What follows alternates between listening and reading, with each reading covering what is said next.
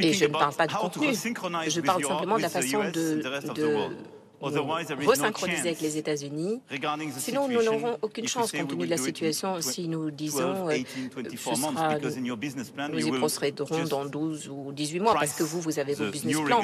Vous allez chiffrer ces nouvelles réglementations. Donc, simplification, nous avons besoin de simplification dans différents domaines. Premièrement, c'est le premièrement. Deuxièmement, il nous faut renforcer le marché unique. C'est lié à la simplification. Et ça, ce marché unique est un succès dans de nombreux secteurs, mais n'est pas suffisamment fort. Vous êtes nombreux à avoir encore à traiter, à faire avec 27 réglementations.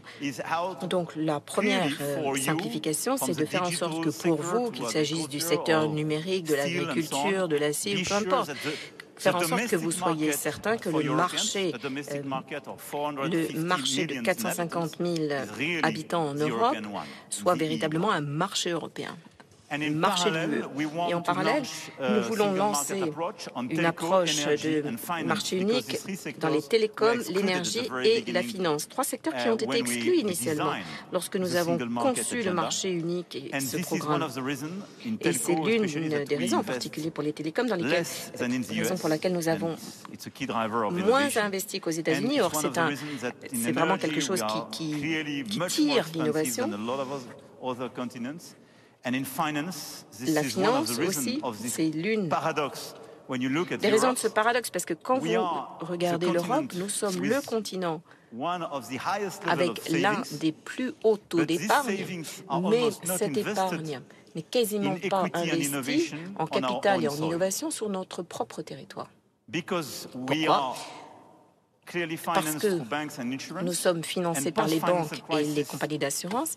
Et après la crise financière, nous avons mis en place des réglementations que n'ont pas adoptées d'autres, alors même qu'ils étaient pour certains à l'origine de la crise, et je pense aux réglementations BAL, et de fait, l'épargne n'est pas utilisée comme il le faudrait. Donc il y a effectivement des mesures de titrisation et un renforcement du marché de capitaux, afin que, parce que nous savons que les grands acteurs, il faut que les grands acteurs investissent sur notre marché. Troisième chose dont les Européens ont besoin, c'est plus d'investissement. Il faut investir plus dans l'IA, la tech verte, notamment car ce sont des domaines dans lesquels nous manquons d'investissement à la fois public et privé.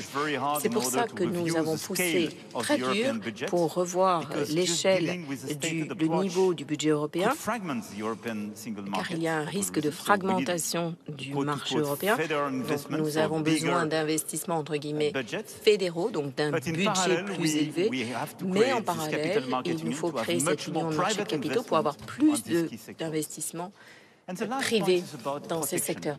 Et le point suivant, protection. C'est un mot que l'on n'entendait pas, qui était quasiment tabou dans ce type de débat. Mais soyons clairs, si nous parlons d'avoir des règles du jeu équitables, il nous faut accélérer les réformes, la simplification, mais aussi ne plus être naïfs, nous les Européens.